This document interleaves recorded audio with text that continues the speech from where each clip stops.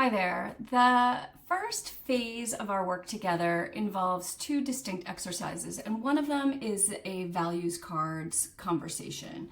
I will ship one of these decks of values cards to you, and there's a couple things I want you to know about them. First, I think this card deck has some blind spots, and one of them is around money and finances.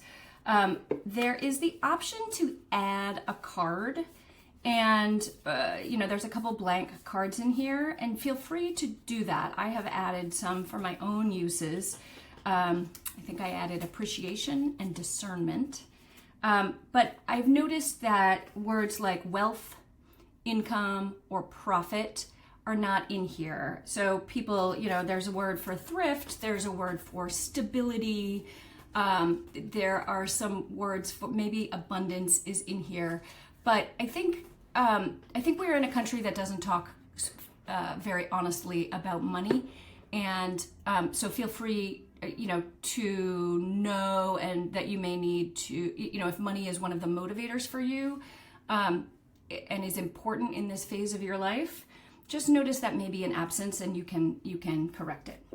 But what we're trying for in this values cards is there are 75 cards. You're going to pick the 10 that you want to have guide this next chapter of your life and career. And I say life broadly because you may or may not be able to live these values through work, but work may be a container that let you have space for the rest of your life to achieve those values. You should find it challenging to choose only 10. And the conversation we are going to have about your choices is a broad one. So I will want to know what you chose and how you see those values playing out, whether those are values that you long for and you don't have, you need more of, or they are values that you do have and you must protect, right? That they are core and that they are already present in your life.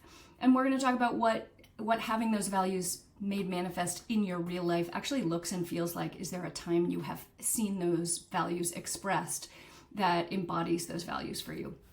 I am also interested in what you sort of reached for and then you decided not to choose. Maybe the compulsion or the values that used to guide you, that old you would have chosen. And the values that are full of a should. Like, I know I should pick this, but I don't want to pick it. Even things where you were like, I'm surprised I just kept reaching for this one card. I'm not really sure why. It's probably not what I want carved on my gravestone. It doesn't feel like a big value. And yet I just kept reaching for it. So we are going to have an expansive conversation. The goal is not, these cards.